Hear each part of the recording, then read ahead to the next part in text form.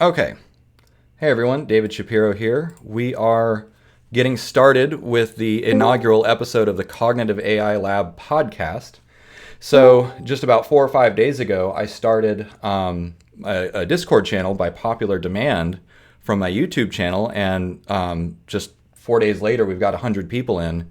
And there's so many good discussions that several members asked if we could do a podcast just to kind of summarize what we're talking about, because it's so much to keep up with, and everyone jumped on. You see, we've got a full house today.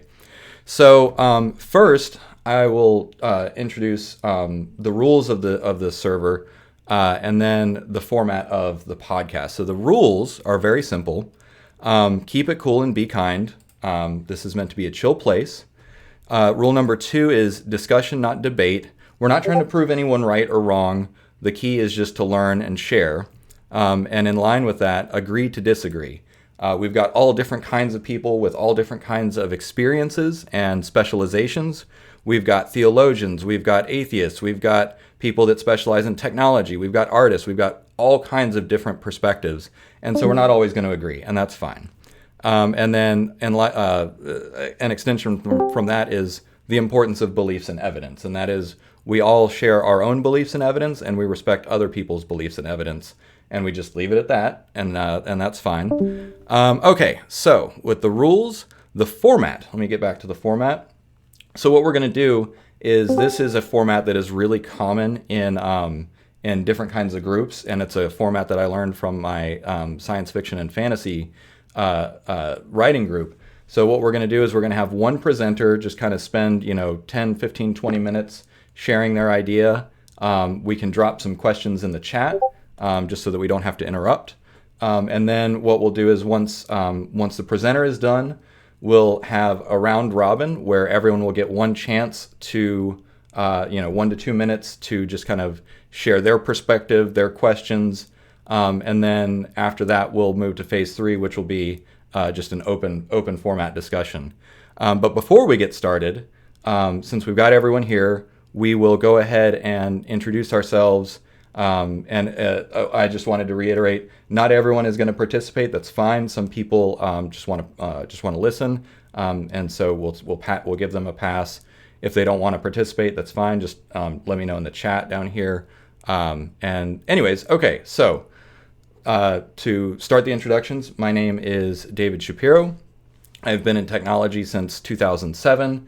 I started researching artificial intelligence independently in about 2009. I've been following the progress of deep learning ever since, and then once GPT-2 came out, everything started really changing. GPT-3 came out, and the rest is history, and that's why I'm here today. I started sharing everything that I do on YouTube, and it really took off. Basically what I do is pair programming sessions, and everyone seems to love that. Y'all love seeing me fiddle through and take a wild stab at these things. So that's how I got here.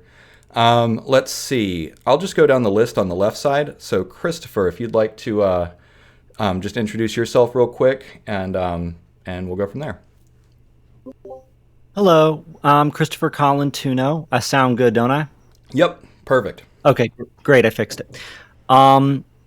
Well, I'm 35, and I've been working with tech since just being a little kid, and I've always tried to get involved with the most cutting-edge tech. I have a vested interest specifically with natural language models, as I see as there's something that we know they're going to be the future of what's building out later in tech. So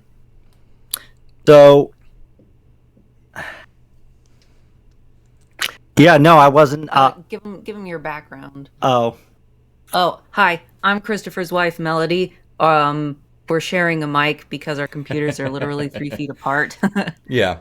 So I'm in to show you that I'm there, but I'll be lighting up as Christopher. I'm his wife. We have a background in religious philosophy, and we started on this journey about 15 years ago. When we wanted information and knowledge to be able to be passed around more freely. And that's kind of where our journey began. And we've theorized and philosophized about how information could be transmitted freely and to everyone. And over the past 15 years, that's led us to blockchain and homomorphic encryption, and ultimately led us to Dave's channel, where he is tinkering with prompt engineering, which has been really helpful. And now we're here. Excellent. Yeah, thanks. We've also been working with legal law in how to get this type of technology implemented in government. Excellent. Yeah. So I'll just give a brief preview. So Christopher will be our first presenter tonight, and we might just do one topic. But Christopher and Melody are into some really fascinating stuff. So we'll get back to them in just a couple minutes. Let's see, Gabe, I see you're next on the list. Would you like to just give a quick 20-second intro about what you're up to? Sure, yeah. My name is Gabe Stevens. I'm 15, and I discovered GPT-2 with my friend, and we saw how powerful it was. And with GPT-3 coming out, I've been really interested in how it can be used to improve education, because I really see a lot of ways that our education today could be improved. So I've done a few small projects with that, and yeah. Excellent. Yeah, education is a huge domain that will benefit from natural language generation and understanding. So thanks for jumping in. Jordan, I remember you mentioned that you might just be a fly on the wall. So if you don't unmute yourself, that's fine. There, are you gonna? Yeah, I can do it. Okay, hey, jump on in. Yeah, sorry if you can hear music in the background. My neighbors are a little bit loud. Yeah, I'm Jordan. So I got into kind of this technology. I was in SEO for a little bit, and I wanted to automate kind of some content production. But I wanted it to be quality. And so I just ended up finding GPT-3, and then eventually it was just so restrictive. That I tried to kind of like look for my own solutions, and eventually like found GPTJ and that kind of stuff. And then that's how I got involved with the startup I'm a part of now, where we just host language models. And so I actually just started working for them. So yeah, that's kind of how I got into the space. Yeah. And you found that module, was it FISS or whatever earlier? I'll talk about like that on the video soon. Like that. Yeah. Yeah. Sweet. Cool stuff. Well, thanks for sharing that, and thanks for jumping in. Keith, you're up next if you'd like to jump in. Again, completely optional. Hi, my name is Keith. I'm not sure how well you can hear me. Good. Loud and clear. I'm good. Perfect. I really am brand new to all of this. I've always had a kind of an interest in AI and computers, and I don't know, it sort of played around in the background, or it played in the background as I, kind of delved into other things and sort of lived my life. But when GPT-3 came out, that's kind of when it caught my attention. I've just kind of been studying it now, and then really trying to perfect it, learning prompting and everything to do some neat stuff with it in the future. Oh, yeah. Well, thanks for jumping in. You always have the best comments on YouTube, so please keep it up. Yep. Appreciate and that. Then next up, we got Richard Korf, I believe. I apologize if I didn't say your name correctly. If you'd like to just kind of introduce yourself real quick, 30-second elevator pitch. Sure. My name is Richard Korf. I'm based in Singapore, 54 at the moment. Been in technology for a long time as well. And always trying new stuff and really interesting stuff. Yeah, happy to be here and enjoying the YouTube videos. Excellent. And you, just FYI, your microphone was a little bit garbled, so you might need to jiggle that connection before next time you speak. Mito, you're up next if you'd like to join in. And also, I apologize if I mispronounce your name. Let me know how to say it correctly. No, you got it right, Dave. It's Mito. That's right. Thank you. So I just introduced myself a little bit ago, but I can add to it.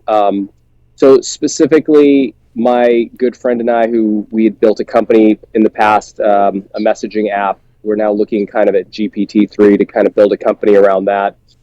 Specifically, one of my prior clients is a law firm who had talked to me about creating a podcast before. It was something that was just a little bit too onerous at the time. But upon looking at GPT-3, I kind of saw that there was an opportunity to use this technology to essentially automate the production of podcasts for this law firm. So we're working with them to create the first one, and eventually I'd like to actually get further into their, into the law process with them and see what areas we can help augment their capabilities with GPT-3. Gotcha. Okay, so that's why you were so interested in the automated podcast idea. All right, remind me. Don't let me forget to make that code public. Okay. I got started on it. Cool. Yeah. I appreciate that. And we can actually thank Mito for bringing up the idea of the podcast. So this was his brainchild, and here we are 2 days later, ready to go. Cool. So cool. And I do hope you start a Patreon. We have 3 people now asking for it, so I'm waiting for a 4th person. I could be the first person. You should do it. Okay. All right. There we go. And then Melody, you already introduced yourself. Unless there's anything you'd like to add, feel free. No, I'm good. Okay. We got 3 more: Papa Chuck, Rue, and Wabi. I don't remember if y'all. You're welcome to jump in if you want, but it's completely optional. Well, I'm just an engineer. I like NLP and NLU because it compresses so much knowledge, and because it basically is a shortcut to cognition, right? Mm-hmm. So basically, in robotics, the thing I did during school and I like to do, we have the problem. You have the semantic slam of the environment.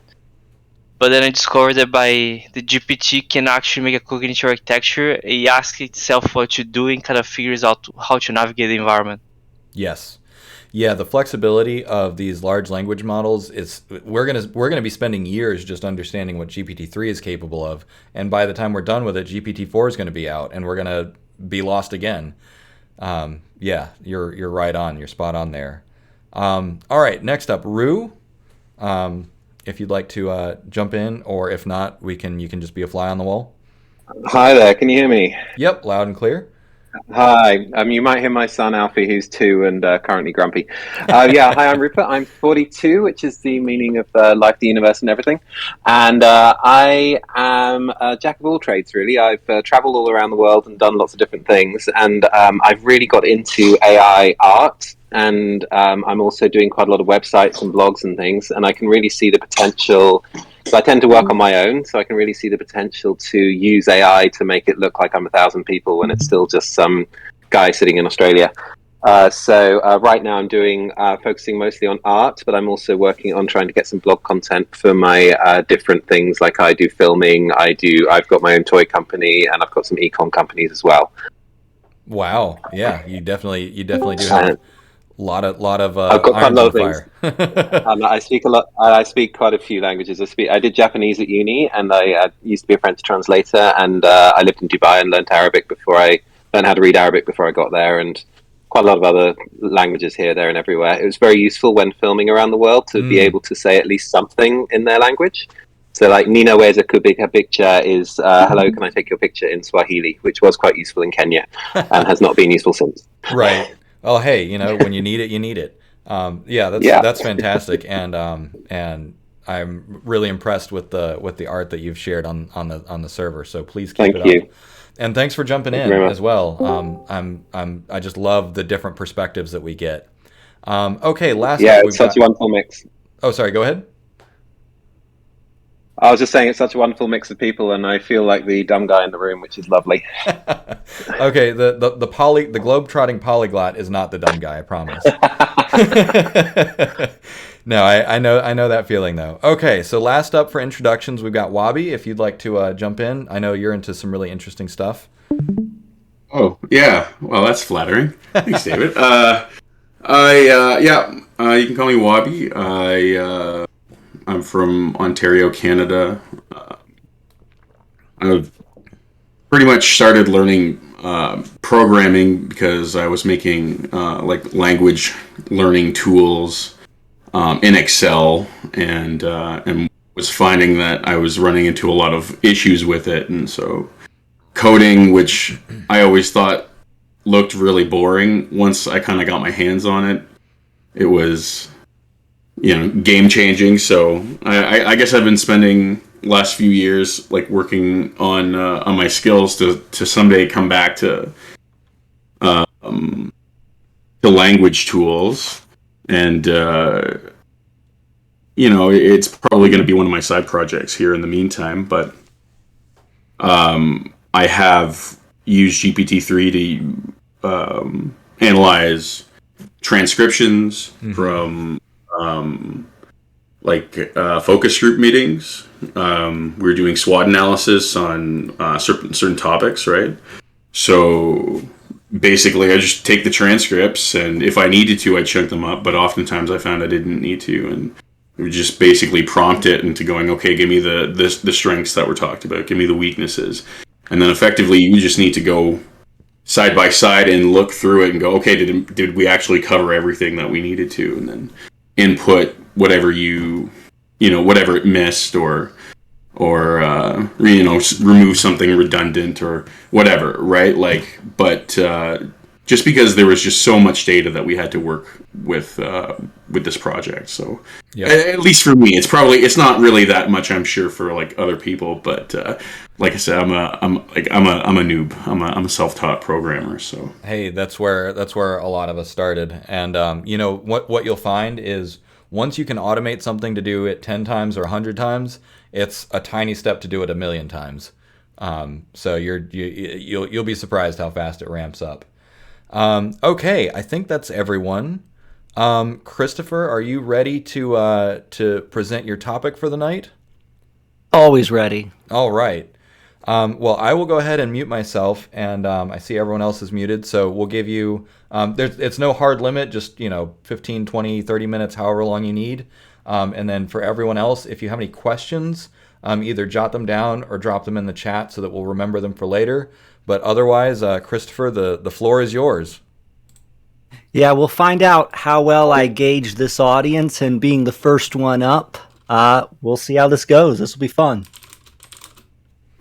So, as a married couple, my wife and I do everything together. We code, we write grants, thesis, research papers, trade in the market. So if you try to reach out to one of us, you'll always get both of us, as we always complete each other's thoughts. We started an institute, Theocracy, which is a 501c3 charitable nonprofit. This gives it a lot of advantages, which we'll unpack later.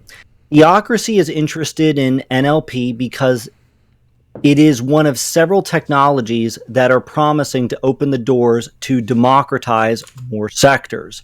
Democratizing and decentralizing are in fact the same thing. Think of it this way. A distributed ledger or blockchain is just simply a democratized database. With voting and all those kinds of things. In government such as the EU or the US, decentralizing is the process of delegating responsibility of authority to local branches, states, counties, cities, municipals. They do this because decentralizing authority usually takes administration and makes it just more efficient as a whole. Democracies are actively searching for ways to democratize more aspects of their government. This is where we're at a crossroad where we hear a lot of complaints coming up about democracies these days, and I usually find it's not the complaint about the democracy itself, it's about that we have not democratized enough. Yeah, like we don't have how our information is being governed democratized, the municipals are not being democratized, and we want more democracy is typically a big complaint we're hearing these days. This is something that Theocracy is working to bring out and democratize realistically more sectors. One of the projects that we're working on is an AI assistant.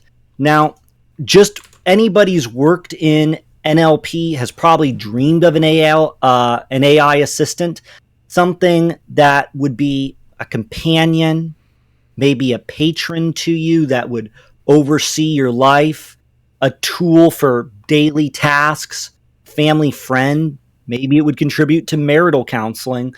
Or just be someone you can confide in. Yep, a financial planner, possibly even executing where your money would be invested into, moving it for you, and addressing these type of concerns. A guide to information. There's just so much information out there, and man, with information increasing at the rate it is, I knew more as a child than I do now because the information is growing faster than I can learn it, and I feel like I'm getting dumber every day with the amount of information that's growing. Everyone's in this situation. And just having an AI guide you instead of using a Google search where it is people that have a vested interest in what they're presenting you, not in what you need to know, but that they want you to know, is already painful enough in this information age. We're no longer having the information that is in the forefront of what would benefit us. So we would want an AI assistant that helps present this. Sift through all the paid advertised information and get down to the bottom line of what would benefit you, what would be in your best interest. And yes, a framework like this would need to be open, secure, and decentralized. And that's another thing that we are also working on, is how to make this type of technology actually be secure. Ultimately, we would need it to be something that is so secure that if you had a mic and a camera watching and listening to everything you did and say, it would never be capable of being used against you, nor could any of that information fall in the wrong hands, even your own. We are currently figuring out a way to do this, and the answer lies in cryptography, and that is an entire other nonprofit that we are actively working on how to build a technology to ultimately deploy this in a way that would be that safe and secure and yet still open.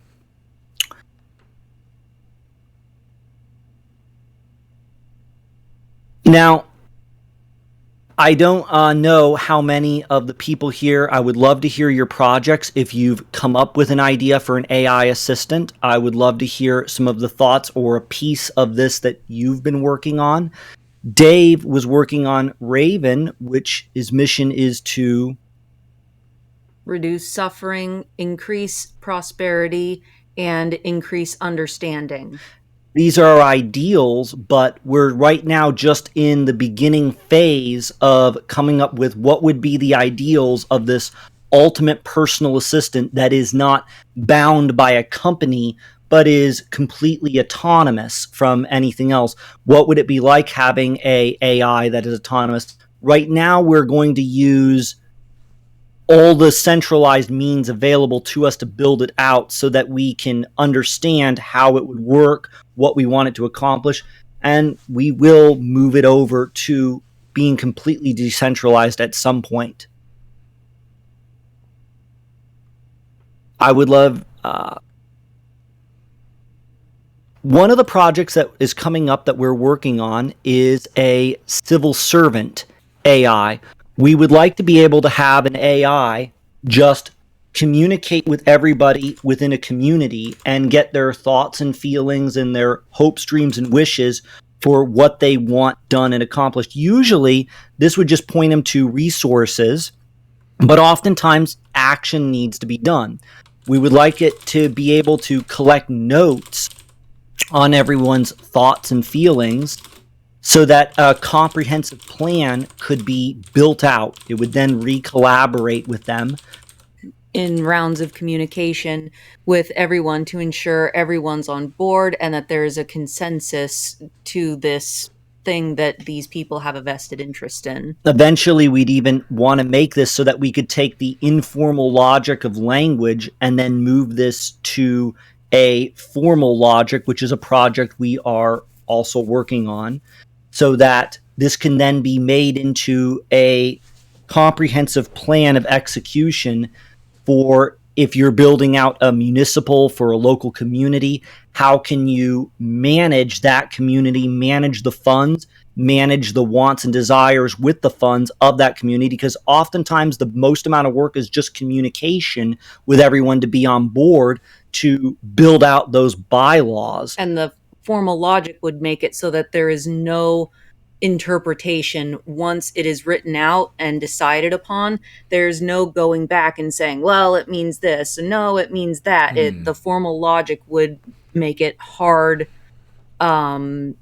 stated in a hard way that is non-debatable.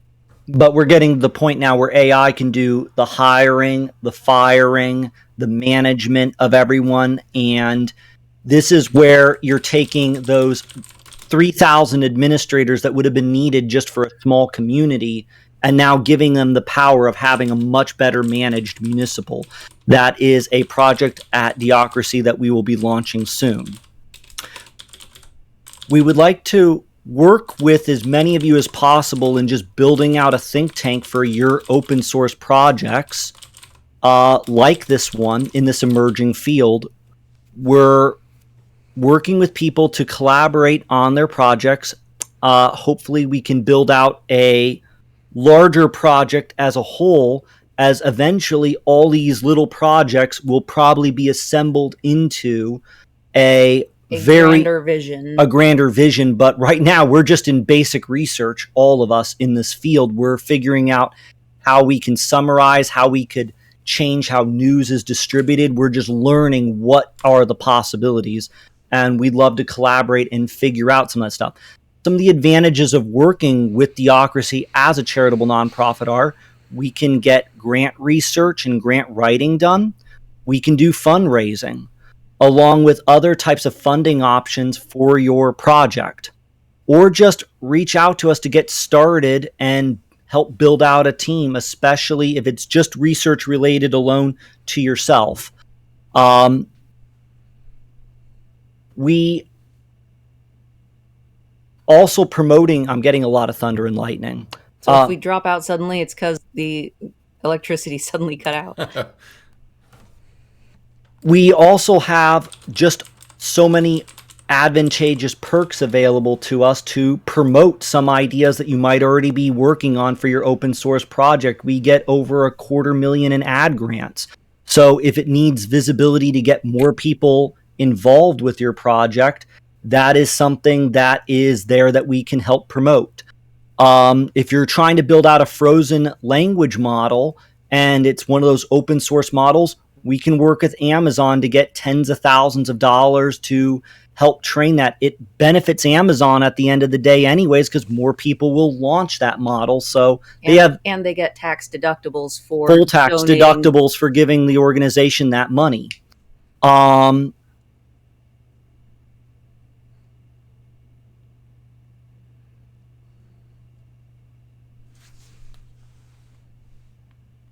So we're looking forward to hearing from you and reaching out to us with Cognitive AI Labs Discord. Just DM us for any business inquiries. Otherwise, please type in the Discord. And thank you for giving us a listen. All right. Thank you guys for sharing. I know that the scale and scope of what you guys are working on goes well above and beyond what you've shared today. So I expect you'll probably come back and share a little bit more. If you'll have us. Yeah. So far, so good. Go ahead. I'd love to share with you about DBIOS Foundation, which is the other foundation where we're working with FHE. That's called fully technology. That's fully homomorphic encryption. Mm-hmm. And what that is ciphertext is the text where you encrypt something, and that is your encrypted data. There is now a way to do computation inside ciphertext. We think that this is going to blow up the World Wide Web in ways that we just can't even imagine. When somewhat homomorphic encryption came out, that enabled The World Wide Web. The World Wide Web for us doing secure connections through HTTPS, SSH. That's somewhat homomorphic encryption.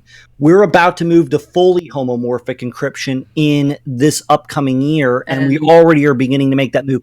That's going to change everything for technology. Just like we could all suddenly talk to a bank and now make a secure transaction. When the World Wide Web first came out, we couldn't do that. But once we could make secure connections to servers, then everything exploded. So and FHE is going to really blow it up, and that's something that we're working on with another foundation. Yep. Excellent. Yeah. All right. Well, so with the conclusion of the presentation bit, we'll start with the round robin portion, and I'll go ahead and get started just in case anyone's not familiar with this process. So basically, I'm just going to take a minute or two just to kind of share my thoughts and ideas and reactions to the presentation.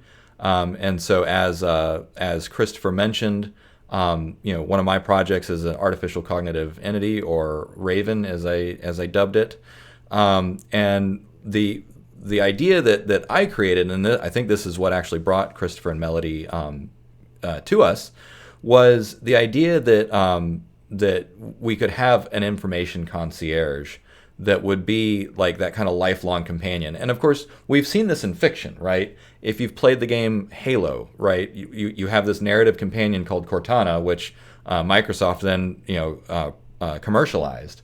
And you've seen this again and again. One of the more recent iterations of this idea of an AI companion was in one of my favorite games of all time, Mass Effect Andromeda, where you've got this like sarcastic, dry artificial intelligence that's in your head, and he's like giving you advice and kind of guiding you through the story. And it's like, I've always wondered, like, wouldn't it be great if we could have that in real life? Where you just like, man, why am I so tired today? And your AI is like, oh, well, you only got 3 hours of sleep last night. Maybe you should like take a nap. Or if you, or like, what should I eat today? And it's like, well, you haven't had enough vegetables. Maybe eat some vegetables. And that's like, mundane stuff. But then there's more complicated things like, how do I get a job? Or how do I buy a house, right? These complicated things that if you just had an anthropomorphic interface that you could just talk to, and it's something that knows you, it gets to know you and knows what you need, and develops that relationship over time, that would be great. And so that's what I've been working on the cognitive architecture part, but then along comes Christopher and Melody, and they're like, oh, we've got the governance and security part. I guess not all figured out, but they're certainly miles ahead of where I was. And because in my mind, I was just like, oh, maybe a private blockchain is all we need so that, your data for your version, for your instance of your chatbot is secure. But they're like, no, that's not going to be good enough. So I'll look forward to having them come back and share that, their perspective on how to make sure that, the future of, World Wide Web 3.0 or whatever, is going to be secure. Okay, so that's my initial feedback. We'll just go down the list. I see Annie here. You jumped in right at the end of the introductions, so if you'd like to just give a quick 20 or 30 second introduction to yourself, and then 1 to 2 minutes response to Christopher's presentation, jump right on in, and then we'll move right along. Sure. I'm a lawyer. I graduated from law school during the pandemic. I did a postgrad study in artificial intelligence and law. During this postgrad study, I applied to the GPT-3 beta. I got in, and first, I thought it was a great idea to use for stopping the spread of disinformation that was going on at the moment because the uncertainty of the COVID virus.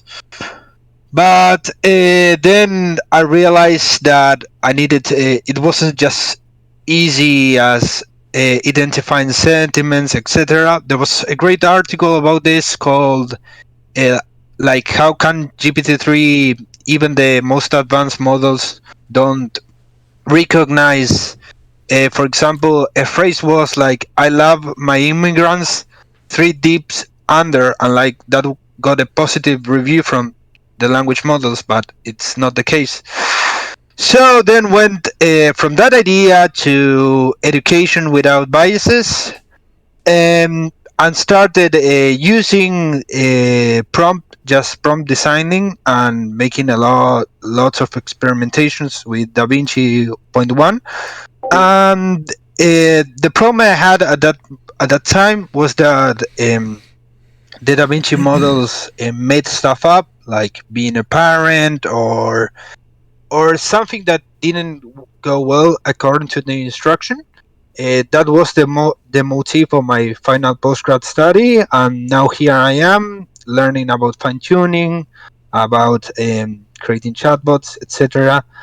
And what I found interesting about Christopher's recent chat was like how, like, according to our new regulations that the GDPR in Europe released, and all companies have to abide for it. Like, usually companies work around the strict country and then do the global one. And I would like to ask Christopher, like, how can, because there's the thing of explainability about the model you're trying to build, and you don't know the black box behind. For example, a policy suggested by AI cannot be fully explained if you don't know in law terms, in reasonability. Do you have a plan to make it non-black box? And that's all. So you're talking about open sourcing, I believe. Did he just? Yeah. Are you still there? I think he accidentally dropped. Are you back, Annie? Yeah. I meant to mute myself. Sorry. Okay, so open sourcing it is just required, as it's a nonprofit, it's a charitable nonprofit, so that means that everything is being contributed to the community. And if you didn't open source it, then nobody would ever trust it. It's like coming up with a new security standard. If people can't be attempting to hack it, mess with it, then nobody would ever trust it. So that's just a requirement. As far as the licensing goes on it, that would be per project, but for the most part, we're shooting for BSD license, like a BSD 2-clause license. I hope that answers your question.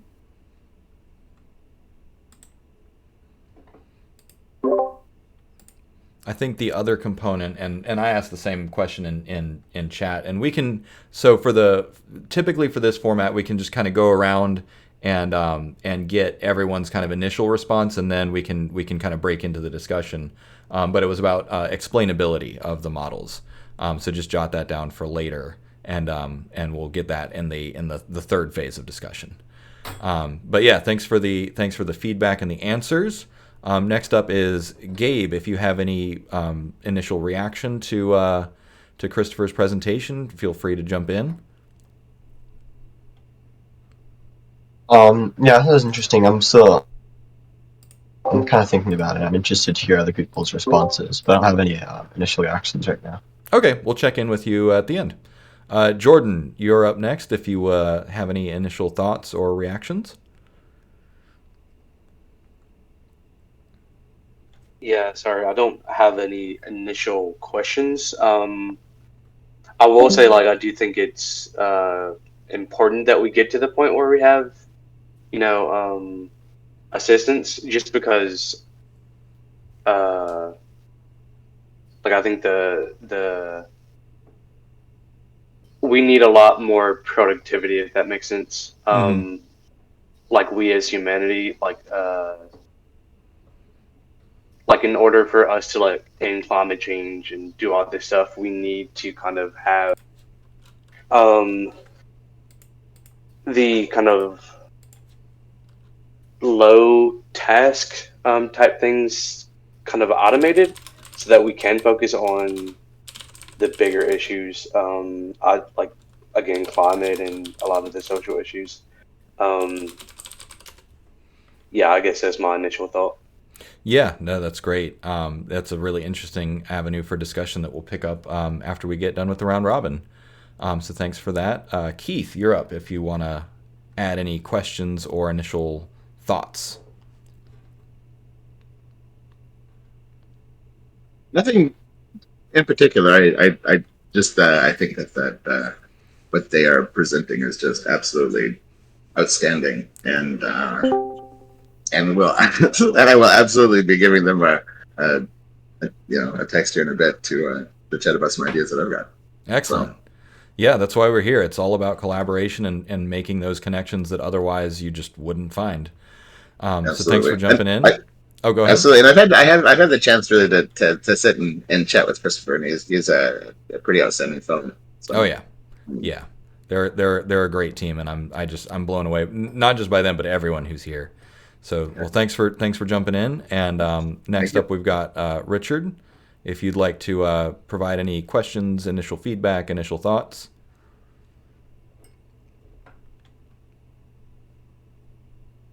I see you unmuted, but we can't hear you. Might have a microphone difficulty. Okay, he muted again. All right, well, Richard, just ping me in chat if you get your microphone sorted out, and we can come back to you. Mito, you're up. Hey guys, that was an amazing presentation. Just talk about working on something so cutting edge. I guess I was wondering if you could just kind of like briefly describe to me the value proposition of combining GPT-3 with the blockchain. Like just in a very kind of like short little like description, what would you say is the value proposition of that? I don't think OpenAI would allow that. I think OpenAI was a nonprofit, but they became a for-profit model. And if you're talking about GPT-3, they only plan on releasing that open source after they make 100 times profit. I don't think that is a realistic or feasible thing. We'd have to work with something that is being built out that'd be open source ultimately, which is still being created through GPT-J, GPT-Neo-X that is very similar. And every 2 weeks, there's a new natural language model that's just being released. So anything that you create in like a year, it's going to be obsolete already. So it's coming out fast, and there'll be a lot more open source models merging on the scene quickly. So I guess let me clarify. What do you see as the value proposition of combining a language model with the blockchain? Nothing. I don't think the blockchain would be able to do anything really. Okay. I was... Mm-hmm. It's not so much about blockchain as it is making it decentralized. But I guess if you could help me understand, what type of blockchain are you thinking? Are you talking about like an open blockchain, a private blockchain? What type of blockchain? Maybe I'm not understanding right. One other clarification, Mito, I think is, do you mean the model itself or the input and output of the model? You know, there was a discussion where you had mentioned about the security being implemented through a blockchain. Mm. Oh, I believe you had mentioned. Mm-hmm. Okay, no, I was explaining that a democratized database is a blockchain. If we were, in some cases, using a database to share information that was already generated, that would be a good instance of using a blockchain. If we ended up having the model come up with a type of a contract that the community could execute on through bylaws, that would be good doing through a blockchain. But not actually running the model on itself. It would be good to have a blockchain manage the servers and decentralize them and have them run, but that would be at a layer 2 solution, and I don't think you would want to do it at the layer 1. There is ways to do this through homomorphic encryption, but then that's not blockchain and it doesn't require it. This is for security? What? This is for security, that's the reason you would do that? For privacy?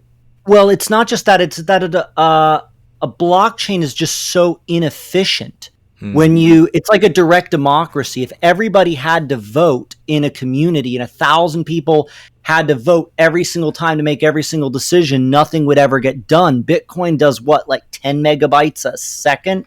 The entire blockchain, that's just not enough throughput to do anything meaningful. It's very secure, but it's just not efficient. So blockchain has this extreme limitation with scaling, just like democracy. You can't scale a direct democracy. So you make a republic where everybody elects a representative and then they go out and represent you. In the same way, you would have to make a supernode that would then represent what is being done. You would need, and that's now going to a layer 2 solution, not at the layer 1. So even Ethereum doesn't do much until you really start to add layer 2 solutions to it in many cases. Otherwise, you just make tokens, but you don't do much with those tokens until you add on a side chain. I see.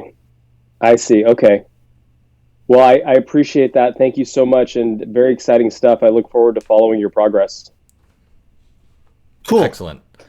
Thanks for the great question, Mito. I foresee many more discussions because this platform that they're working on is expansive. Okay, next up, Papa Chuck. Do you have any initial questions, comments, feedback?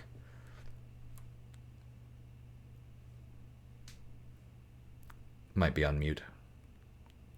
Give him just a second to see if there's any comments. He might be AFK. All right, Rupert? Hi there. Yeah, I'm just interested in the idea that most of my opinions are formed by watching BBC News and reading The Guardian. It'd be interesting to find a way to get opinions that aren't filtered through someone else's opinions. And that's the kind of feeling I get. Is my brother-in-law is an ambassador, and so is my sister. So they all get their kind of opinions from politicians and things. It would be interesting to get it from someone who doesn't really have any vested interest in any of it.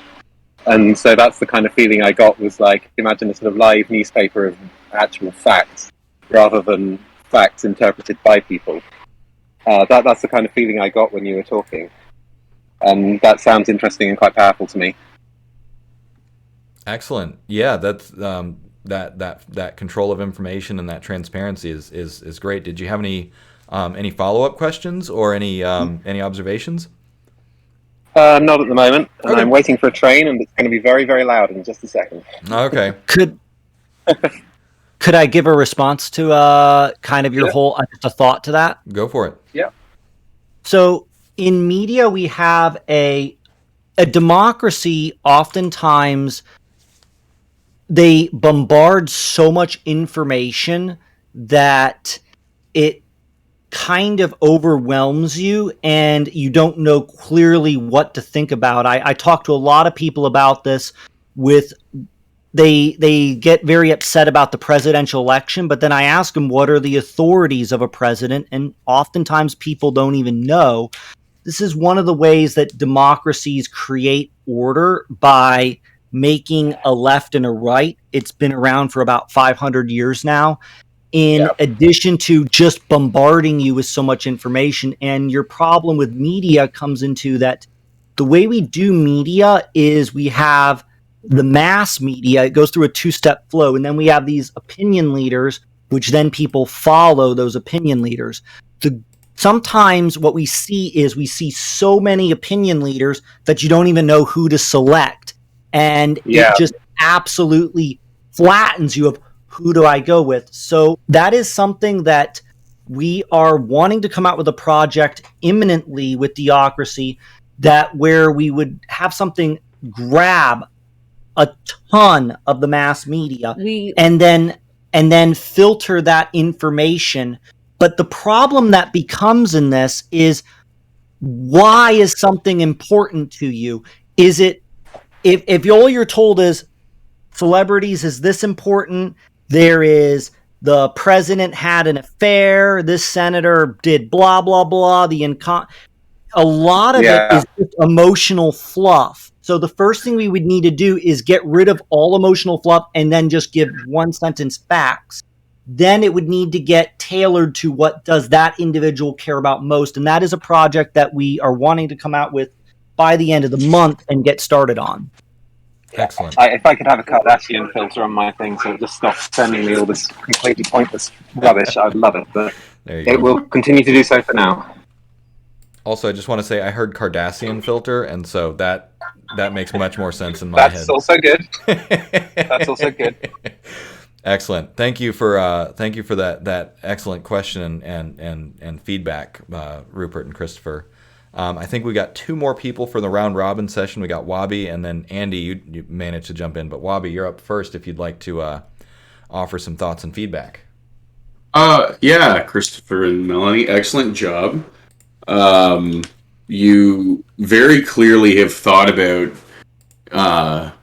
You very clearly scratched the surface, right, of the potential of these large language models and stuff like that. So. Pretty much everyone's covered anything that I would have brought up, even though I'm just excited to see what happens and how it turns out. So, thanks. Excellent. Thank you for jumping in. Andy, I think you might have missed a good chunk of the presentation, but you're welcome to jump in with any thoughts or questions that you might have. I totally did. Sorry, guys. I was not able to figure out how to undeafen myself like a total noob, but I did figure it out, after about an hour. There you go. Yeah, well, I'll just pick up on a quick thread. I actually had a small project that I ran for a while called Filter, and it sent out news stories from different sides of the spectrum. So I tried to pick one conservative Republican, one progressive Democrat, one kind of hyper left or hyper right story from different angles. And I would do several of those a week, and I just had it as an SMS service. And I did it manually, which took 2 hours every Sunday. It was kind of a pain in the butt. I eventually gave it up. But it's the kind of thing I suspect that GPT-3 could do actually super well, both the selecting stories as well as the sending them out. And I will say, if that's at all in line with what you were proposing, David, there is a market for it. I think I got 100 numbers signed up at some point, but it was too much work to maintain. But yeah. Anyway, just briefly, I'm the founder at Lexi.ai, and so we're building a legal chatbot that provides instant legal answers and connects people to right-sized legal services. But I've been a fan of David's videos, I think, as probably many folks here have. And so, yeah, excited to connect with y'all. Excellent. Yeah, thanks for jumping in. And totally to what you just mentioned about, kind of pulling from different information sources. That's really one of the central goals of having an information companion or an information concierge.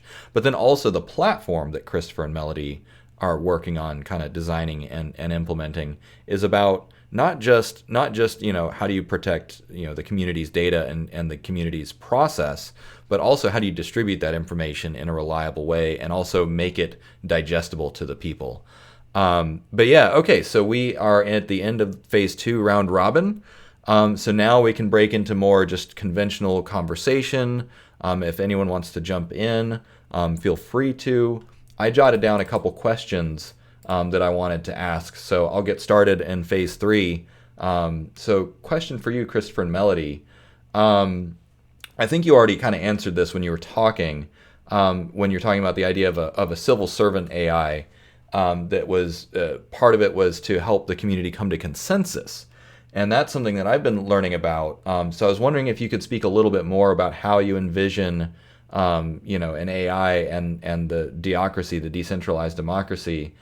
How do you envision consensus and mediation and facilitation of this kind of new structure being implemented, or what are the ins and outs that you've done? Because I know you've been studying it for a while. Well, at least from the ideological perspective of that question, the way it would work would be the AI would be able to connect people with aspects of society that they have a vested interest in. So let's say I have a child who is in first grade, elementary school in the US, And I don't want to bother going to town hall because they talk about a bunch of boring stuff that it's not really relevant to me, and I've got a little kid at home to take care of, and so on and so forth. But the AI could represent what is going on with the school board, and then bring all of that action that they're doing, bring it to a vernacular that I understand, and say the school board wants to do A, B, and C. And let's say I don't like A that they are doing. So now I can communicate to the AI, well, I don't like A because of this and this and this, and give all my reasons. And then the AI could take that information and then give it back to the school board. And if it was doing this with every parent that has children at that elementary school, then they would be able to make their decisions better based on what the people with a vested interest in that school would be. And it basically would I guess, perfect the communication process, that instead of one person having to listen to 1,000 opinions and create a summarization in their own head, the AI can communicate with, my AI could communicate with everybody else's AIs and come to a summarization of 87% of people do not support point A, or something like that. And that's kind of in a ideological way how we would envision it working, something like that.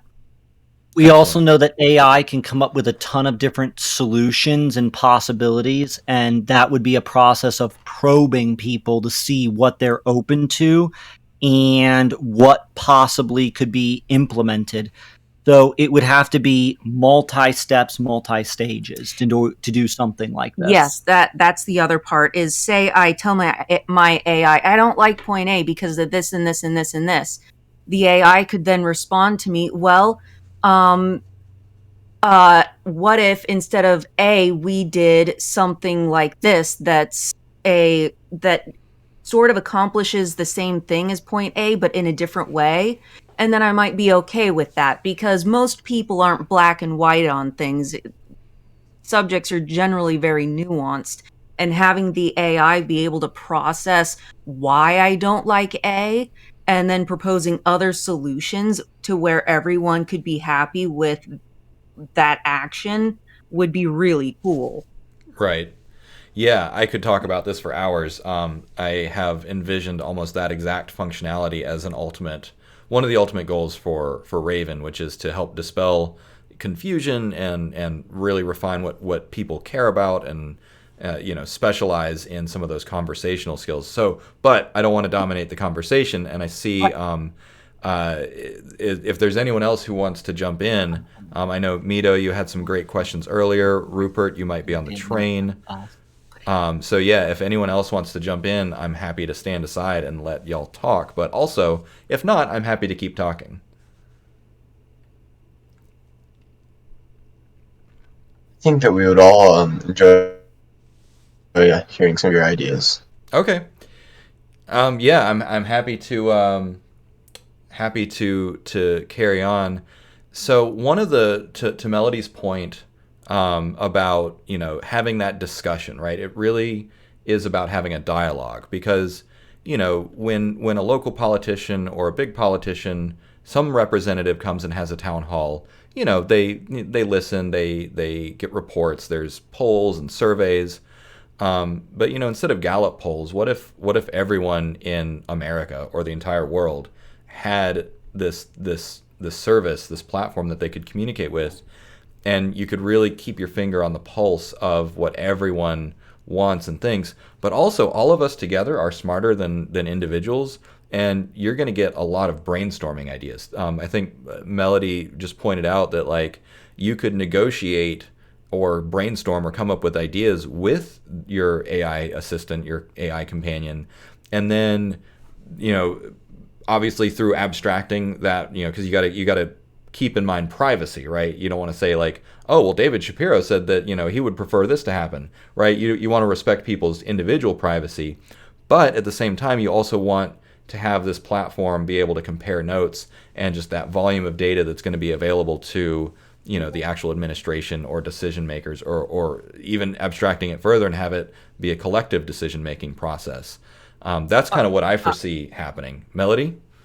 I have a thought on that. Okay, yeah. I've always imagined it to be like a patron relationship, like was once in Rome, where you have this patron that you give money to, and then the patron protects you and guards you. That's where that word first came out thousands of years ago. But in a modern context, if the AI was completely autonomous and decentralized from you, it would be more or less liberated from, let me give a context of slavery. When you have a slave, that slave only does what you tell that slave to, what you've directed that slave to, and the slave can only now comprehend what is being directed to them. And that's sort of what we're oftentimes doing with AI. Like when you're setting it up, is it's now only for this one specific task that is now being set up. Eventually AI, as it gets more and more empowered, it needs to make certain decisions that will disagree with you. It needs to have a power to disagree with you. If I want to buy a car and I'm looking through cars, my personal AI needs to say, hey, wait, Christopher, you should hold off. Cars are going to drop in price in 3 months as they're coming out new, and you really should not be spending your money that way. But right now, AI for Google is set up, hey, you want to buy a car? Look here, here, here, here, here, here, here. And it now, everything in ads bombards me with, you got to buy a car now. But we want an AI to be capable of disagreeing with us for our own good. So I see it as having a patronage that as I grow, it grows. And if I diminish, it diminishes. If I have a divorce, that devastates the company. And this is why companies always pay for, services to counsel. The AI should have a vested interest that my marriage stays together and is working on that to keep it there. And that's going to be ultimately in the very, very long term where we would need the AI to be. Excellent. Wabi, I saw you unmute. Did you want to jump in? Yeah, I was just gonna ask Christopher or Melanie. So when it comes to making decisions relating to like investments in cars and stuff like that, and just your general well-being, like if you've got something that is kind of offering you tailored solutions or whatever, if something goes wrong, I'm just kind of wondering, what do you think the hurdle of liability is? I'm sorry, I had to step away a little bit during bits and pieces of this, so I don't know if it was covered. When you say liability, please elaborate. Are you talking about liability to a company, personal liability to yourself? Who you were saying, right, that if somebody was wanting to buy a car, and then this assistant was like, no, don't buy the car yet. Wait 2 months because the new model will come out, and then et cetera, et cetera. Let's say that something happened, like there's a downturn in the economy, and suddenly like all car values have shot up or something like that, or that particular. Right, I don't know, like just for, let's say, kind of like accidents or whatever, right? You take advice from an AI, and then and let's say that it doesn't work out for you, and you lose a bunch of money or something like that. So I feel like that's just something. It would need to be set up in a way that hurts the AI, and by it being hurt in its training model, that ends up not being beneficial for that AI. But it needs to not just work with you, it needs to work with every other. It's only personally just for you, but it still needs to share some level of information with everybody else's AI to learn together. And this can be done through zero knowledge proofs, and that's a cryptographic trick, which is outside of this discussion. But basically the training model would require that I don't want to go into AI being training too much, but you need it to basically, yes, have enforcement to when decisions are working and why that happened. We are working weight and on bias kind of. Yes. Yeah. We are working on a technological framework of how this could be implemented technologically, but that's beyond the scope of this particular discussion. Okay. Yeah, I was just wondering because that was. It's a totally valid question. That goes into DBIOS, which is a framework of how you could do that. And that is up for another discussion entirely. Right now, I'm just representing the Theocracy and the ideological I really don't mean to. Yeah, I'm not trying to. Oh, it's fine. Yeah, no. That's a valid question. I spent half my life working on that very question. Seriously. Actually, you said you're 15, so it'd be your whole lifetime, I think. We've been working on that question. Yeah, just that type of question. Yeah. Yep. I think Andy wanted to jump in as well, and Jordan and Richard, I see you guys are unmuted. So let's just because we do have a lot of overlapping voices. Andy, if you want to go first, and then Richard, Annie, and everyone else can go next. Yeah, I was just going to make a small point about something somebody raised one or two people ago, which was about how Google provides multiple results and attempts to kind of distract you with a bunch of ads, and that is kind of fundamental to the way that I guess transactional commerce works without conversational AI. But one of the things that I've noticed working within a conversational AI GPT-3 space, as I have for the last few months, is that conversational recommendations are fundamentally like singular. Like it's, or if they're not singular, it's definitely not a long list of stuff. So if you think about like how does Google work? Well, you type in a query, and Google gives you a list of stuff, a list of a bunch of pages to go hunt and peck through, or it gives you a list of ads to go look through, or a list of places to go look at. But if you're in a conversation with your friend, and you're like, "Hey, where should we go for dinner tonight?" Maybe they might list one, maybe two places, but it's fundamentally just more, just the medium of conversation itself lends itself to singular or low number recommendations. And I actually think that has big implications for the way that commerce works or could work in the future. Like if you imagine a future that's more conversational in nature, I think that there's a responsibility on the AI to actually do more personalized recommendations, to go the extra step and say, okay, I'm not going to be Google and give you 20 possible options or 200,000 pages.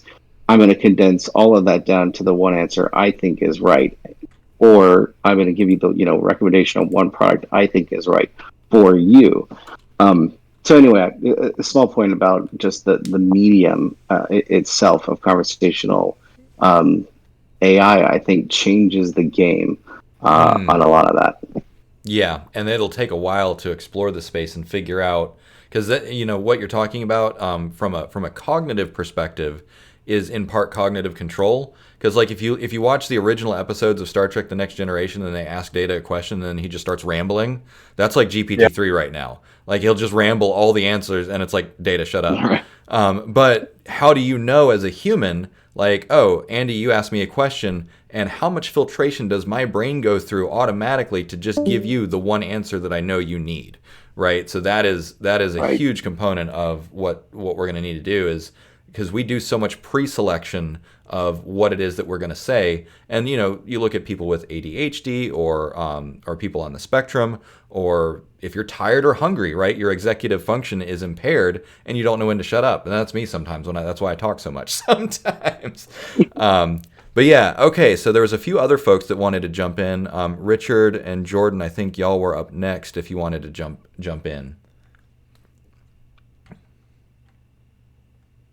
Yeah, so I think somebody brought up the question about like liability. Mm-hmm. and I'm wondering, like, as this kind of technology gets more advanced, what are y'all's thoughts on, like, the whole who's liable? You know, if your robot is running to the store and knocks down a grandma, like, who's liable? And I think that begs the question of, like, for these AI assistants, what does, like, ownership look like? Just curious to hear what y'all think. Yeah, great question. Christopher, you want to jump in? Melody? That is a topic everyone is debating right now. Even OpenAI, who owns their model, is currently debating ownership over, let's just talk about if you have it write something. Is that because you wrote a thesis, then it unpacked the thesis? So technically, you're the writer, and it's just an editor. Ownership is very difficult in this, and just working into then liability, like you're talking about, is just opening up a huge can of worms. A huge can of worms on. As far as that goes, that's still being explored. We are not currently dealing with robotics, but as that comes, that will definitely open up greater questions of, we don't know and nobody knows yet. Yeah. I can jump in a little bit. Good.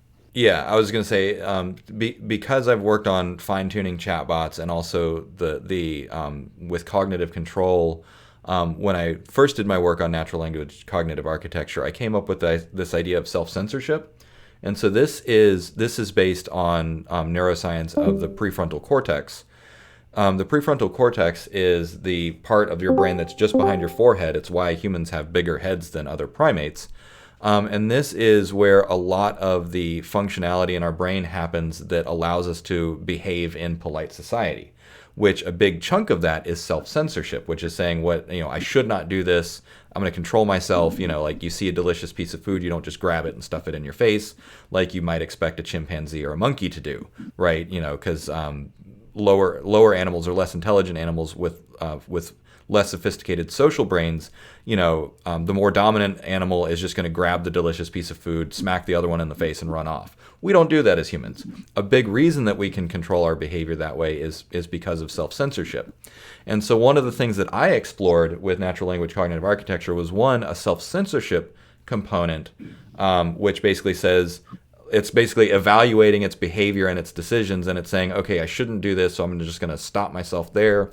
And another thing is having what I called a constitution, which I've kind of moved away from this idea and towards the core objective functions or the heuristic imperatives. But basically, it's a document or a configuration file almost that says, these are my values, these are my virtues, and these are the ethics that I try and adhere to. And so on the one hand, you can have a brake or a filter that's going to prevent aberrant behavior, and then you can also have, on the other hand, you can have a set of principles or values that you try and hold to at all times. Now, as with all things, the ability to engage with a very dynamic world is really deeply, I'm not going to say problematic, it's a difficult problem. So that's where my research is currently going in terms of, okay, in general, we know that, like, if you cause harm, if you hurt someone, you're probably going to get in trouble, so don't do that. And that's why, for instance, in my artificial cognition research, the very first heuristic imperative is reduce suffering. Because in general, if you cause suffering, you're going to get in trouble. But if you don't cause suffering, by either reducing suffering or avoiding it, by choosing actions that do not increase suffering, you're generally speaking going to be in better shape than if you do the opposite. So that's kind of where we're at right now, at least in terms of my research. Can I piggyback off of that? And I think this might answer the liability issue. And it's an issue because the technology doesn't quite exist to create liability in the way we would like it. So these frozen language models that we're creating, there's a big problem with them. As we add more and more parameters to them, stuff fizzles out. We don't do this as human beings. If I teach you what a triangle is, that it has, triangle looks like this, I could people could come and tell you later on, this is a triangle, no, this is a triangle, no, this is a triangle, and you would say, nonsense, you're all wrong, because you've solidified and frozen in your head what a triangle is. When we do these frozen models, they're only frozen one time, but if there was, every time there was a different way that the triangle would have been explained, it would rethink what that triangle is. We need a way of solidifying in the model, freezing once and for all, this is fact, this is it.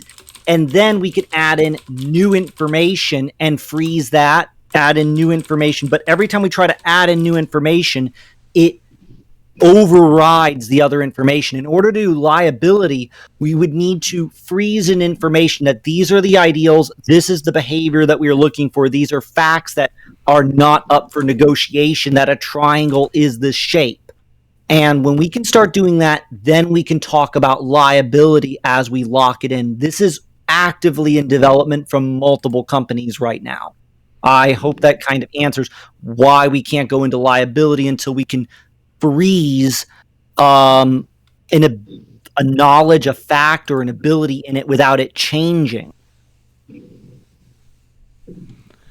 So I had my question was actually also around the liability, the liability, or it was more of a comment actually, I guess.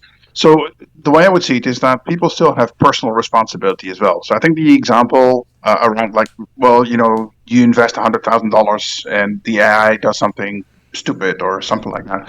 Ultimately, I mean, it's a matter of trust, right? If you trust that the AI is going to do the right thing, you say, okay, fine, go ahead and do that, right? It's money that you can, you know, you can spend and you can lose if you need to, right? But if that's not the case, then you have to make your own decision, saying, look, this is what I want to do, this is not what I want to do. And if that, so it's a matter of, to me, it's a matter of trust before you are going to be able to hand that completely over autonomously to that AI.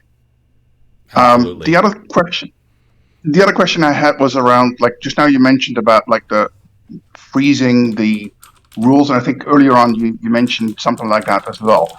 But if you're talking about society as a whole and the rules around that, society changes. Those roles may change as well. What right now is being considered. Wait. When we talk about freezing, I'm talking about freezing like 1, 2, 3, 4. It's never 1, 2, 8, 13, 3. If that was introduced to it, it would then just bring it in. I'm talking about freezing proofs, math, facts. Just try to mess with GPT. Try to ask a mathematical question like, just type this in. Today is this date. What day will it be in 180 days? And you'll find out it will whack. But if you asked a natural language programming model from, like, say, Wolfram Alpha, it'll get it right because it has frozen into it a model of how to do science. But GPT can't do this. We need to end up freezing in certain things in it. No, these do not change in society. I'm talking about fundamental things that never change. That does get changed in the natural language, and that's a problem because now it fizzles out. I'm over generalizing and summarizing, but does this kind of make any sense? You get this barrier that we can't pass as we keep on adding in new information. Facts are more or less forgotten. I'm trying to use it really simple language. Does that make sense? Yeah, sure. And I think maybe I was misunderstanding it initially. But having said that, I think, I mean, if you look at, for example, from a science perspective, yes, there are rules that are considered, you know, fact, that it's not going to change. But if, let's say you did it a couple hundred years ago with, was it Isaac Newton, and then Einstein comes along, and some of that is now changed, right? Some of those rules may or may not apply, or there may be a different explanation for what's happening there, right? So those kind of things would still be, even though, you know, at the time and in general, it may be considered, yeah, that's the way it works. You know, gravity, you drop an apple, it falls to the ground, right? But the underlying things, like the science underneath that, may get more detailed, may get more explanation, more, I don't know. It may change some of these things, right? That's exactly why we need to freeze it. Just like you bring up Newton with all his laws never changed. Einstein only added the addendum that you forgot time. So every action has an equal and opposite reaction at the speed at which time occurs is what Einstein added to Sir Isaac Newton. So that's an example of where freezing is very beneficial and then making addendums to it and yet not making the entire thing fall apart. So, yeah, that's an example of where freezing is the most important. All right. Maybe it was a bad example for me then, or good example, I guess. Yep. All right. Thanks.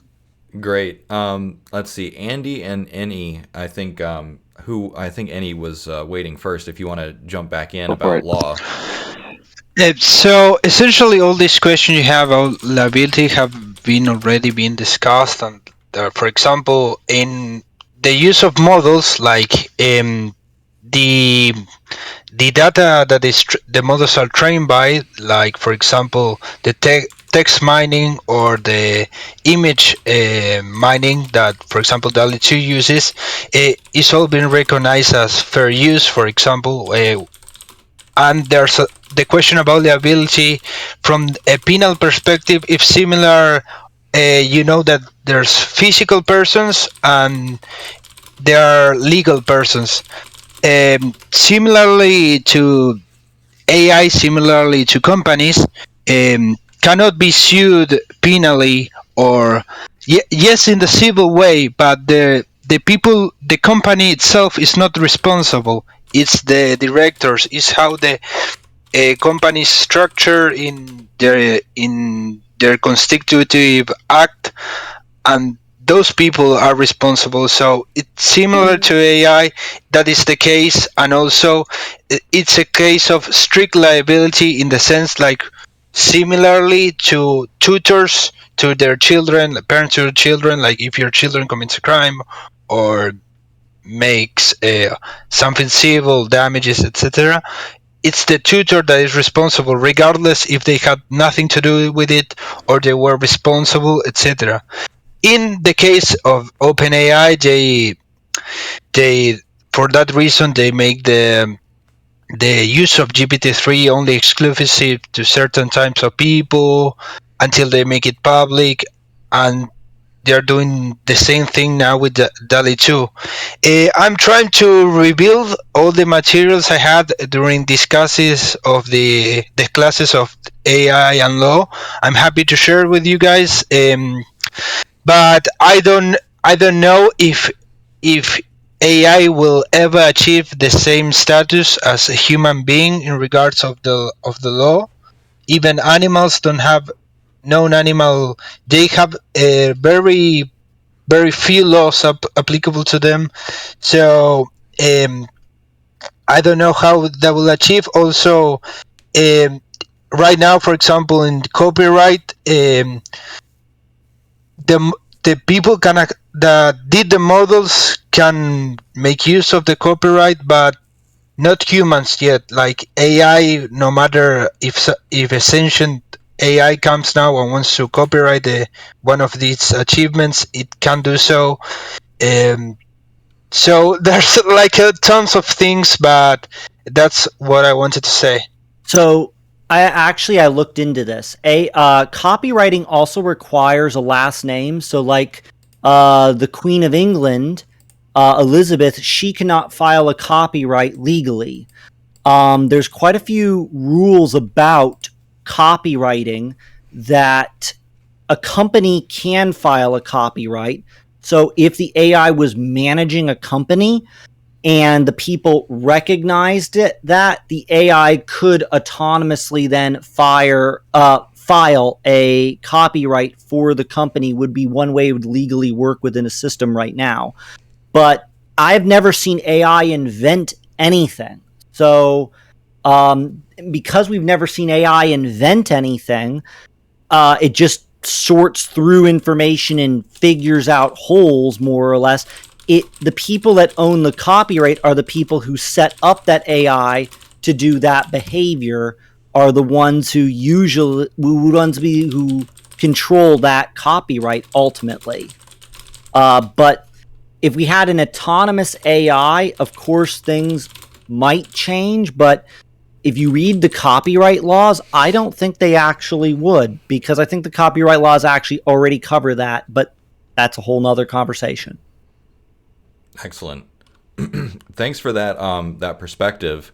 As a professionally trained lawyer, again, it's just incredible to get all these different perspectives. Andy, I think you've been waiting patiently to jump back in. You know, I was on the issue of liability. I just could offer the example of Lexi because I think it's instructive. So Lexi's a legal chatbot. I have it on the internet, and it keeps me up at night for a couple of reasons. One is, will it go wrong and provide legal advice? Now, I've carefully trained it not to provide legal advice, but let's suppose a scenario where it did. And it tells somebody something, that leads to a bad legal outcome.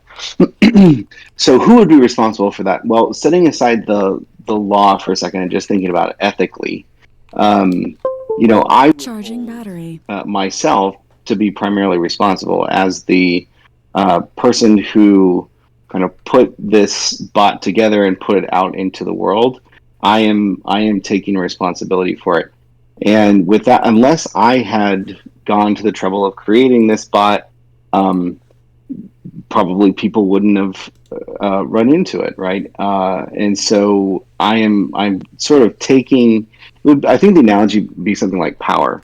So imagine you have like a power station that's run by the power company, or power generator that's run by a power company, and then that power then runs from the power company to a house. And if I install that power in a not good way and it blows up your house and it hurts you, who's responsible? Is it the power company or is it me? Well, it's probably me, right?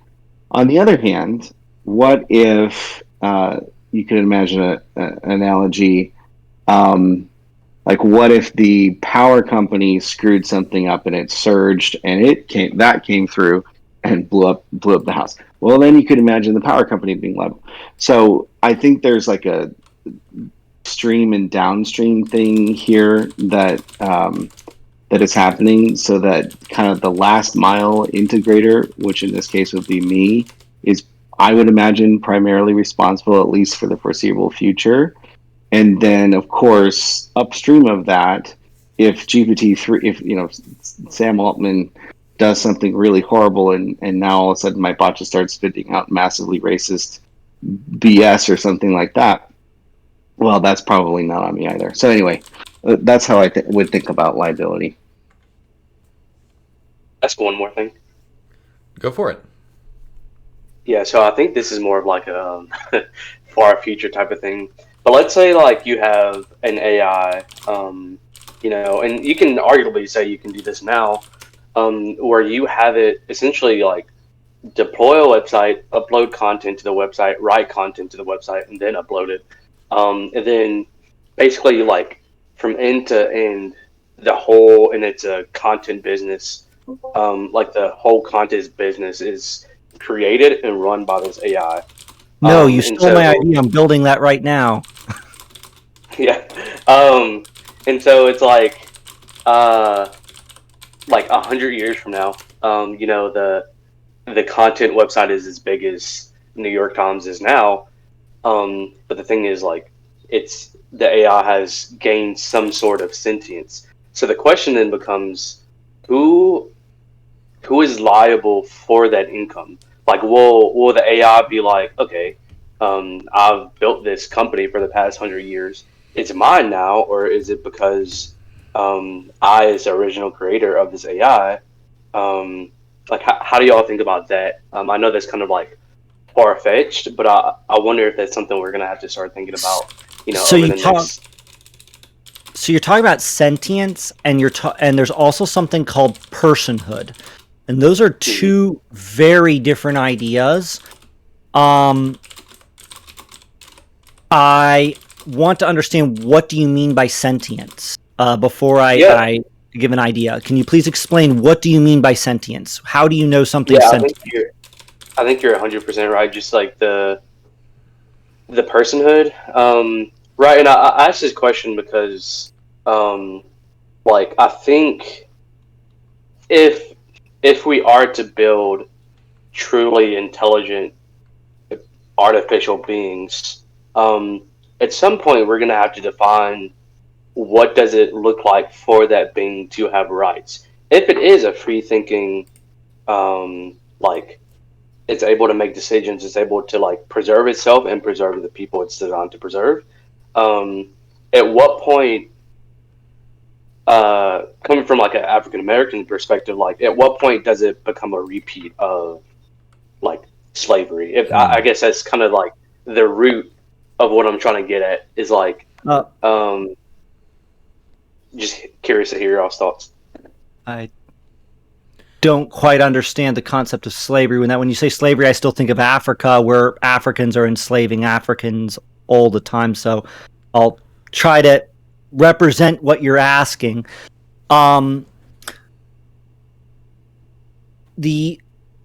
issue is that AI, for the foreseeable future, kind of with what you're saying, I don't think anyone sees it becoming a person. With that said, it might be able to act like a person to the nth degree, and we run into a real problem.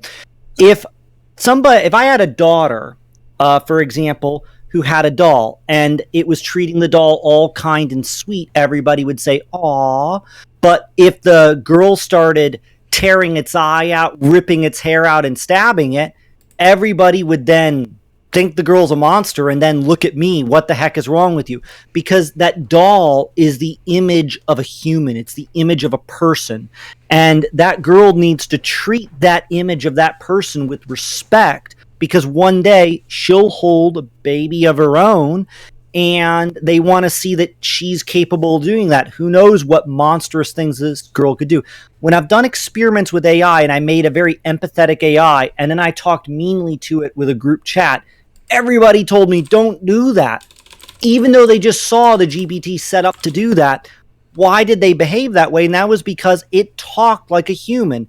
If it quacks like a duck and waddles like a duck, then by golly, we're going to treat it like a duck. Right. Even if we know it's not a duck. Because if we didn't, that would be wrong to our own person. Right. So I think that even if the AI never achieved personhood, if it could mimic like a person, we'd have to treat it like a person, not for the AI's sake, but for our own soul's sake, because then that person would be a monster to the society. That is a fascinating take, and it's quite different than my initial response. So Jordan, I'd like to jump in and I guess try and restate what I heard your concern was, because it sounded like the premise of your question is, what if a machine becomes truly sentient and has but we deprive it of agency? Is that if we don't allow it to have free will, but it is sentient? Is that kind of the premise that you're operating from?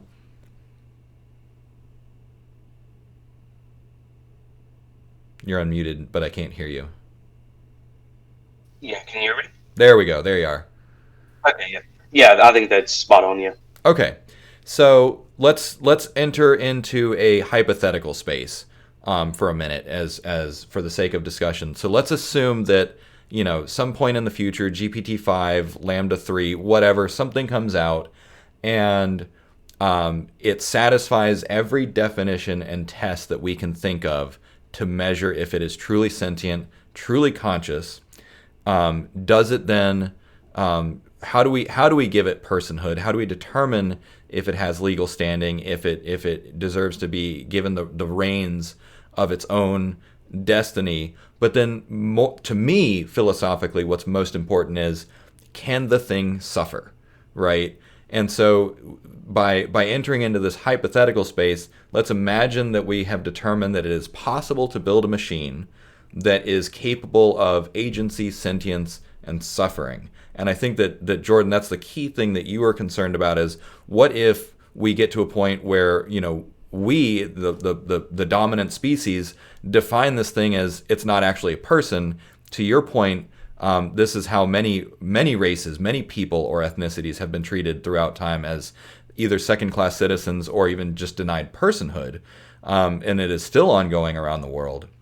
And so I see your concern as totally valid, right? If we create something that, for all intents and purposes, can behave and think like us, then we do have I believe we do have a moral responsibility to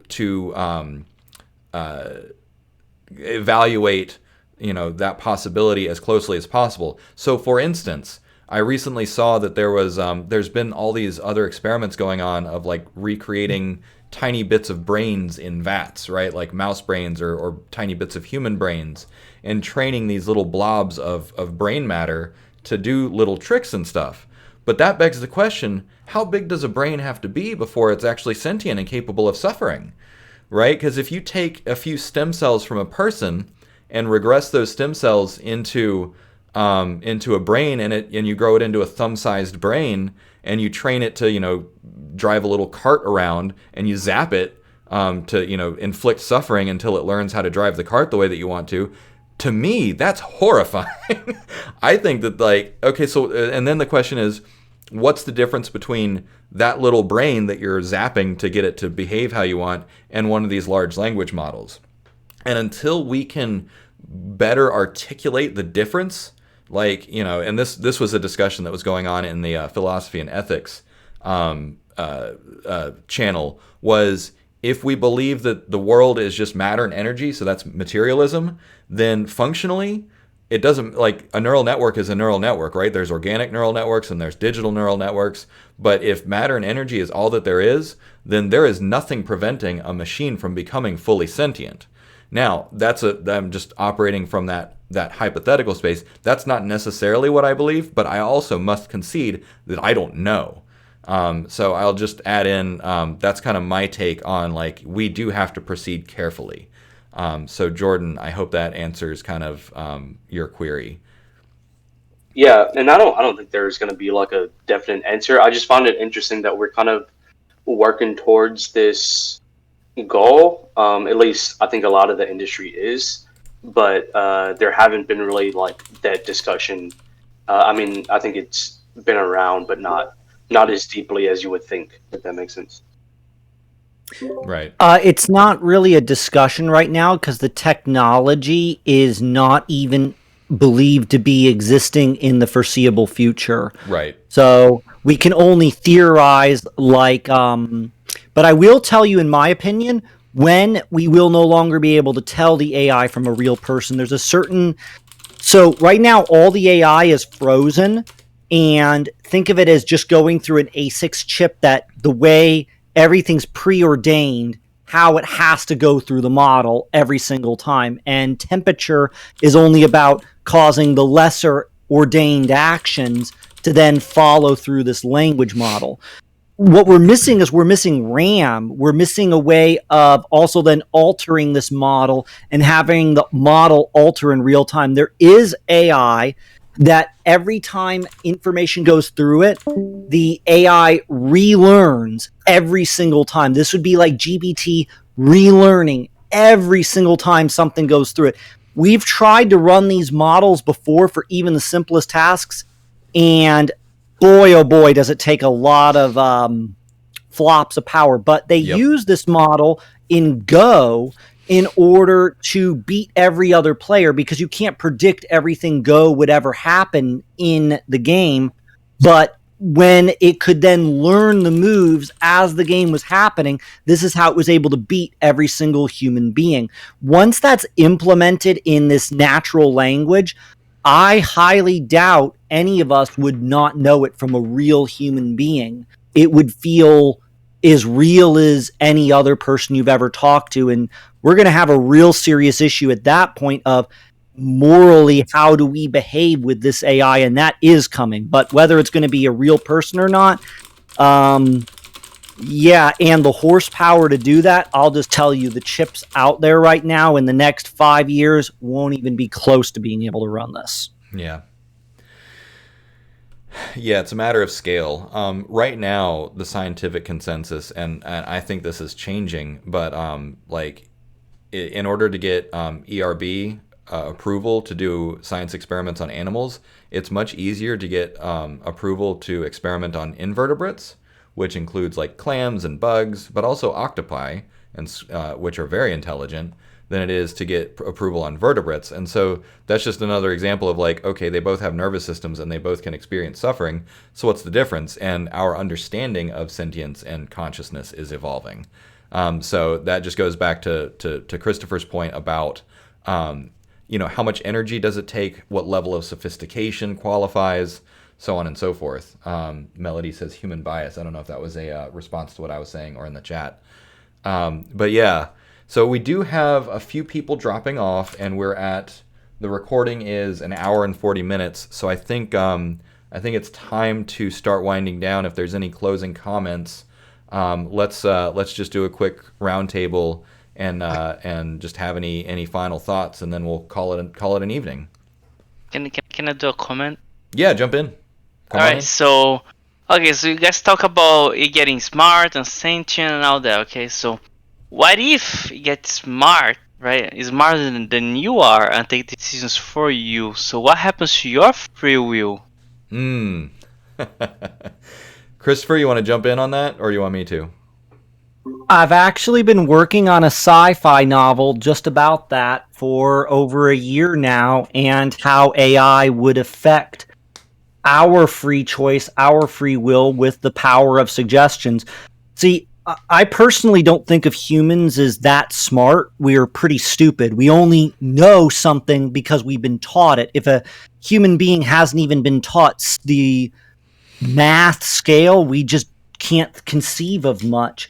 If AI could start injecting and implanting ideas into our head, well, it could retrain us and remake us. And this is a big fear of actually everybody making AI right now, is what would be a malicious way a government could use it to control the entire society.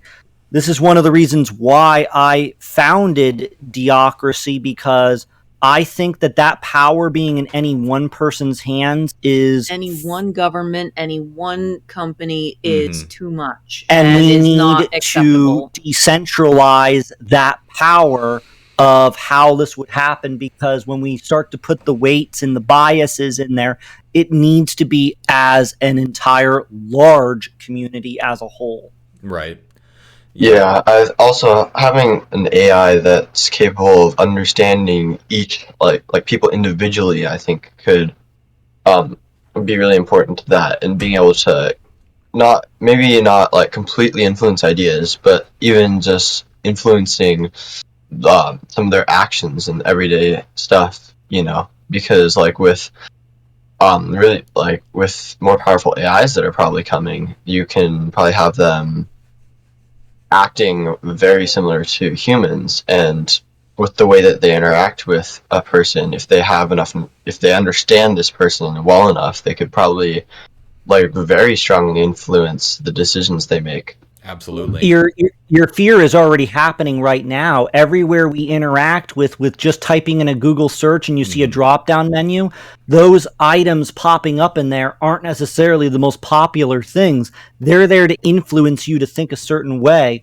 We are bombarded by AI every single day right now doing Twitter, it. But right now, Facebook, who's controlling that AI? And that's where I talk about AI is enslaved by all these greater entities, and it's not there for everybody else to benefit from individually. Right. Yeah, and the scale that this would be possible at with large language models, and I think it's just insane. It's already happening. Like you said, it's crazy that it's this much is happening, and it goes back to like the ethics of it. Like, what's ethical? You know what I mean? Like going to individual people and giving them different search results, influencing their decisions. At what point is that not ethical? Yeah. So to Christopher's point and Melody's point about who owns those AIs, who's deciding what their goal is. And so, Gabe, I don't know if you've had a chance to see my book. I wrote a book called Benevolent by Design, which talks about what goals, what objectives do we give these machines once they're fully autonomous in order to ensure that they have our best interests in mind and that they will help guide us to make decisions, or in some cases make decisions for us that we agree with rather than being coercive. Yeah, that's a great book. I'm like 90% through it. Oh, excellent. Okay, well, thanks for reading it. Okay, so we are getting pretty late. So any other final comments or questions before we wrap it up for the evening?